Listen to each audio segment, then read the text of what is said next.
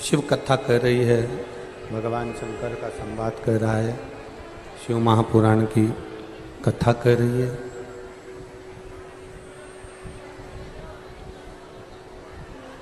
हम जब भी देवादिदेव महादेव के मंदिर जाएं,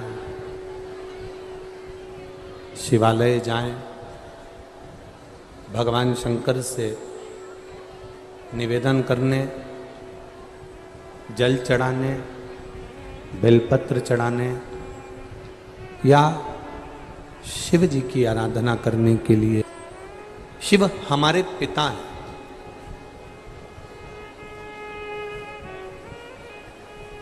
शिव हमारे घर का जो बुजुर्ग होता है, हमारे घर का जो बड़ा होता है, हमारे घर का जो पिता होता है, वो देव अधिदेव महादेव है।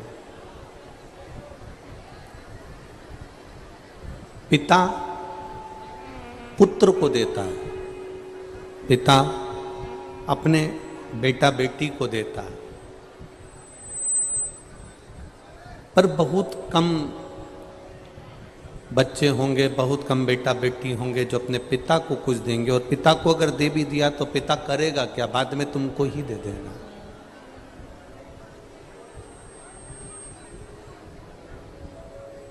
बेटा या अपनी धर्म पत्नी को लेकर कहीं घूमने जा रहा है तो घर के जो माता पिता होते हैं ना, वो अपने बेटे को 100, 500, 200, 1000, 2000 रुपए उसको देकर भेज देते हैं।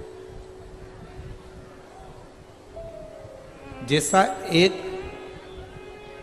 पिता का भाव होता है कि अपने बच्चों को देकर भेजता है, ऐसा भाव एक बच्चों का भी होना चाहिए कि जब अपने माता पिता कहीं तीर्थ यात्रा पर जा रहे हों, कहीं सत्संग में जा रहे हों, तो घर के बच्चों का भी फर्ज बनता है कि वो अपने माता पिता को कुछ देकर भेजें कि ये तुम वहाँ जा रहे हो तो तुम्हारे खर्च। माता पिता को तुमसे लेने की चाह नहीं है। माता पिता आपसे बहुत कुछ लेना नहीं चाहते। माता पिता तो केवल इतना चाहते हैं कि मीठी जो वाणी होती है, प्रेम की जो वाणी होती है, बस वो वाणी से आदर सम्मान। प्रेम की वाणी से किसी का आदर करा है, सम्मान करा है, सत्कार करा है तो उसका फल अधिक मात्रा में हमको मिलता है। लंकाधिपति रावण अपने भाई कुबेर के ऊपर आक्रमण कर देता है और कुबेर के ऊपर आक्रमण कर कर उसका पुष्पक विमान भी ले लेता है, उसकी कुबेर की नगरी भी ले लेता है, अलकापुरी भी ले लेता है।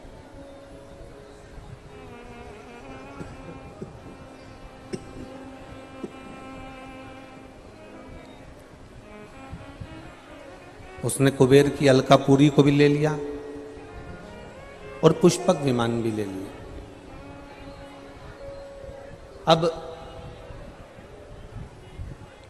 पुष्पक विमान लेने के बाद, अलकापुरी को लेने के बाद, कुबेर की नगरी को लेने के बाद में लंकाधिपति रावण उस पुष्पक विमान में बैठकर चला और कैलाश मार्ग से जब जा रहा था तो कैलाश मार्ग पर ऊपर से जा ना सका। कैलाश में ऊपर से नहीं जा पाया और जब वो ऊपर से नहीं जा सका लंकाधिपति रावण, तो उसका विमान, उसका पुष्पक विमान रुक गया। जब पुष्पक विमान रुका तो ध्यान गया नंदी पर और नंदी से उसने कहा कि मेरा विमान यहाँ से आगे क्यों नहीं बढ़ रहा। तो नंदी ने कहा ये जो भूमि है, ये कैलाश का जो धाम है, ये देवादिदेव महादेव का धाम है। ये भगवान शिव की नगरी है, ये भगवान शंकर का धाम है। इसके ऊपर से विमान नहीं जा सकता। अब रोका लंकाधिपति रावण को, पर रावण का जो अहम था कि मैंने अलकापुरी को अपना बना लिया, मैंने पुष्पक विमान को अपना बना लिया, तो ये कैलाश क्या लगता है। जब गाड़ी तुम्हारी हो गई, बंगला तुम्हारा हो गया, जमीन जायदाद तुम्हारा हो गया, घर में बहू आ गई, बच्चे हो गए, बहू को भी छोरा छोरी हो गए, तुम दादा दादी बन गए, तुम्हारे घर में धन की भी कोई कमी नहीं, सत्ता की भी कोई कमी नहीं, वैभव की भी कोई कमी नहीं। जब तुम्हारे यहाँ धन की कोई कमी नहीं है, गाड़ियों की कोई कमी नहीं है, वैभव और सत्ता की कोई कमी नहीं है, तो फिर तुम्हारे अंदर भजन की भी कमी नहीं होना चाहिए। उस भजन के बल को हमें बढ़ा लेना।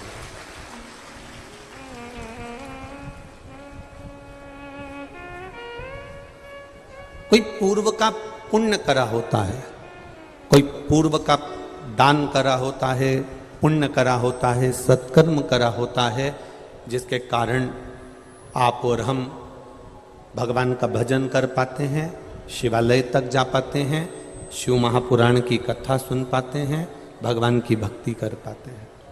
कोई हमारा पूर्व का पुण्य मिलता है, जिसके कारणवश हमारे नौकर चाकर होते हैं, गाड़ी बंगला होता है, जमीन जायदाद होती है, सत्ता वैभव होता है।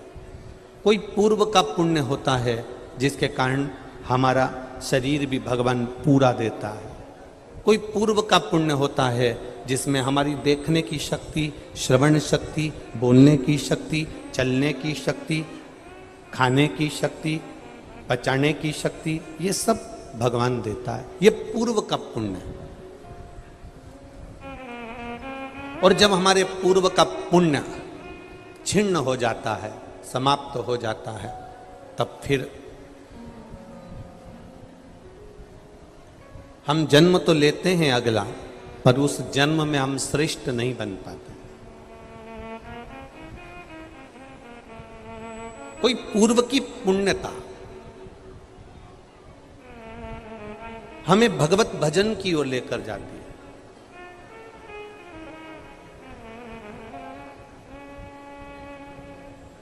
एक व्यक्ति ने एक प्रश्न किया, कहा गुरुजी,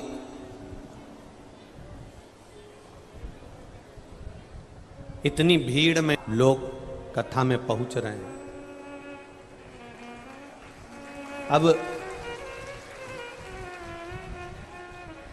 पुलिस प्रशासन भी 3 जगह पर बटा हुआ है।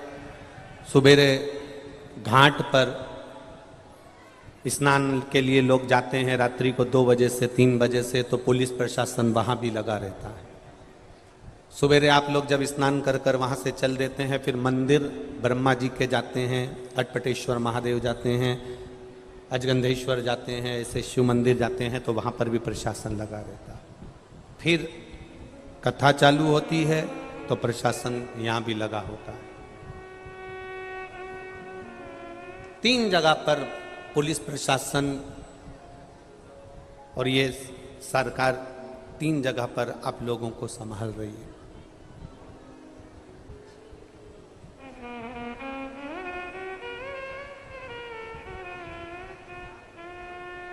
अब किसी ने प्रश्न किया कि इतने लोग कथा सुनने के लिए आते हैं, इतने लोग कथा श्रवण करने के लिए आते हैं, तो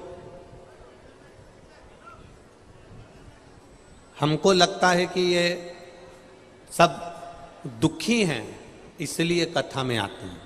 किसी ने प्रश्न किया कि ये इनका कोई कष्ट होगा, इनकी कोई रोग होगा, इनकी कोई बीमारी होगी, इनको कोई तकलीफ होगी, तो ये कथा में आए हैं। हमारा निवेदन है, जिसने प्रश्न किया,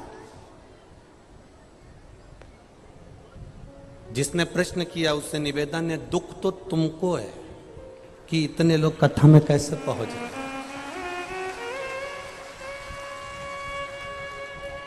दुख इनको नहीं है। अगर इनके शरीर में कष्ट होता ना, गाड़ी को 1 किलोमीटर दूर छोड़ा जा रहा है, बोलो सही है कि गलत है? 1 किलोमीटर, 1.5 किलोमीटर, 2 किलोमीटर दूर गाड़ियां रोकी जा रही हैं, वहां से पैदल चलकर यहां तक आना। अगर शरीर में रोग होता तो धक्के खाकर कोई पैदल पैदल यहां तक नहीं आता, हॉस्पिटल में पड़ा होता। अब समझ लेना, तो ना तो ये रोगी हैं, दूसरा अपना पैसा खर्च कर कर, फ्री की बस में नहीं, फ्री की गाड़ी में नहीं, अपना 500-700 रुपए लगाकर पर्स में रुपया भरकर यहां पहुंचे हैं, मतलब पैसे की भी इनको कमी नहीं है, ये धनपति भी है। तो तुम अपनी बुद्धि से सोचो, ना तो ये बीमार हैं, ना इनको पैसे की कमी है। अब कोई कहे कि ये कोई और चीज से दुखी होंगे, दुखी होते ना तो ये यहां बैठते ही नहीं, किसी अपनों को दुखड़ा सुना रहे होते, यहां बैठकर तो ये कथा सुन रहे। शिव महापुराण की कथा में कभी कोई दुखी व्यक्ति नहीं पहुंचता। जिसको मेरा महादेव हाथ पकड़कर अपना बनाना चाहता है वही शिव पुराण की कथा में पहुंचता है, दुखी नहीं पहुंचता।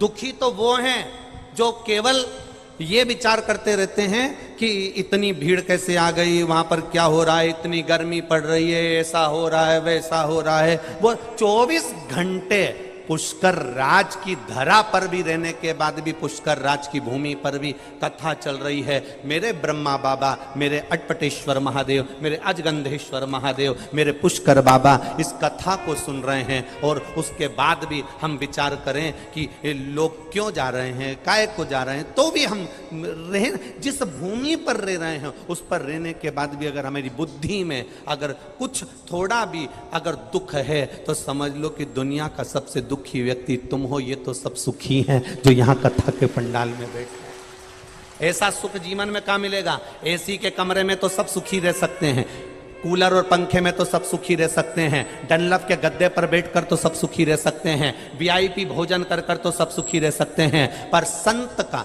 स्वभाव क्या होता है, संत का स्वरूप क्या होता है, एक शिव भक्त होता कैसा है? शंकर के भक्त को देखना जो कावड़ लेकर जाता है, उसके पाँव में वो मोजे पहना कि ना पहना, चप्पल पहना कि ना पहना, जूते पहना कि ना पहना, नंगे पैर चले जा रहा है, पहनी तो ठीक, नहीं पहनी तो ठीक, और पानी भी गिर रहा है, छोटे कपड़ों का आनंद लेते हुए। कहीं उसने धोती लपेट रखी है, कहीं उसने कुर्ता पहन रखा है, कहीं उसने कांवड़ ले रखी है, कहीं बोल बम का नारा लगाते लगाते लगाते लगाते चलता चला जा रहा है, धीरे धीरे शिव का गुणगान करता चला जा रहा है। उसको दुख नहीं है, वो प्रसन्न है। अगर बोलो ईमानदारी से, कांवड़ ले जाने वाला अगर दुखी होता तो इतना चलता? 5 किलोमीटर, 10 किलोमीटर, 15 किलोमीटर, 20 किलोमीटर, ना ना ना। कई लोग ऑनलाइन शिव महापुराण के अनुसार शिव जी का अभिषेक कराते हो रात्रि के समय पर, तो अभिषेक वही करते होंगे जिनको तकलीफ आती होगी। शिव महापुराण की कथा कहती है सावन के महीने की शिवरात्रि का रात्रि का जो अभिषेक है, ये मत सोचो कि वो ही करते होंगे जिनको दुख होगा। एक एक व्यक्ति को करना चाहिए, क्योंकि संसार में दुख के लिए शिव भगवान शंकर का अभिषेक नहीं होता, भगवान को प्राप्त करने के लिए, शिव की दृष्टि पाने के लिए, शंकर की अविरल भक्ति पाने के लिए शंकर का अभिषेक होता है। हाँ, ये जरूर है कि जो करता है उसका कार्य बाबा स्वयं सफल करता है।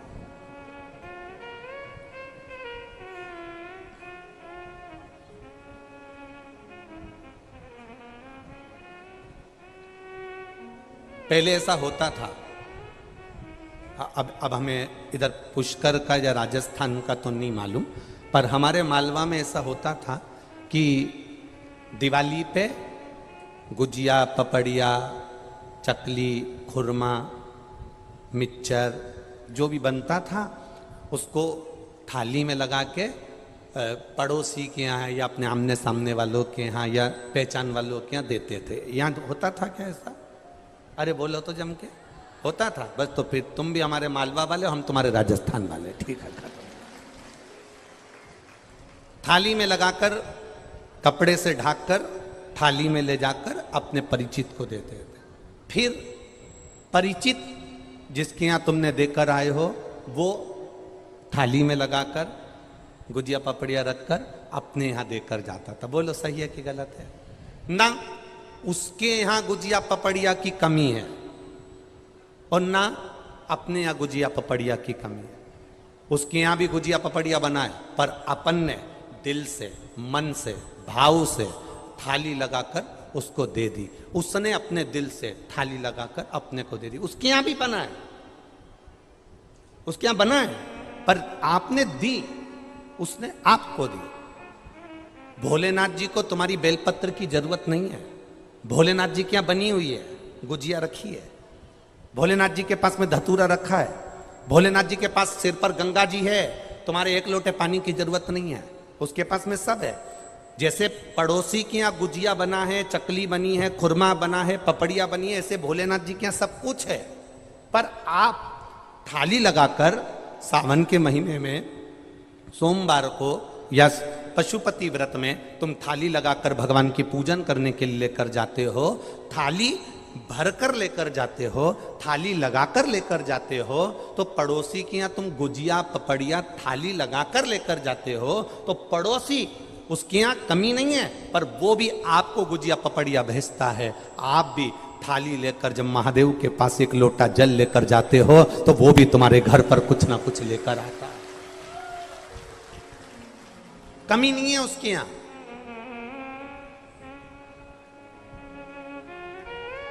उसके यहां वैभव की कमी नहीं है, उसके यहां सत्ता की कमी नहीं है, उसके यहां धन की कमी नहीं है।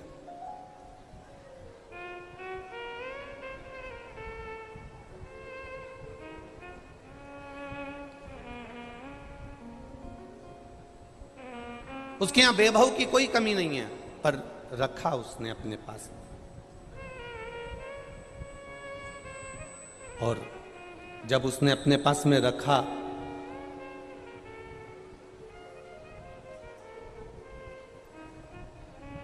तुम्हारा जल, उसके सिर पे गंगा की धार है, पर तुम्हारा एक लोटा जल उसने स्वीकार किया,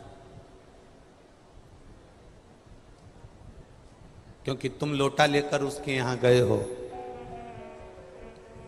जल का पात्र लेकर गए। उसको चाहिए नहीं तुमसे।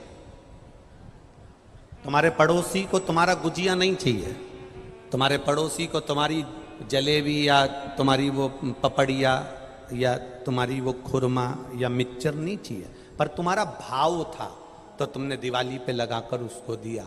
उसका भाव था, उसने दिवाली पे लगाकर तुमको दिया। महादेव को तुमसे कुछ नहीं चाहिए, उसके पास में सब है, पर तुमने दिया है तो वो भी देने में कमी नहीं रखता। उसका हिसाब सबसे पक्का, बहुत पक्का हिसाब रखता है।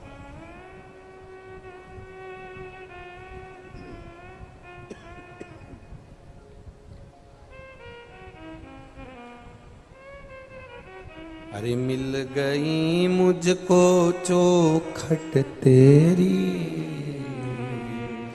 सबसे बढ़िया है सबसे खरी, मेरे बाबा तेरी नौकरी, सबसे बढ़िया है सबसे खरी। वो हिसाब पूरा रखता।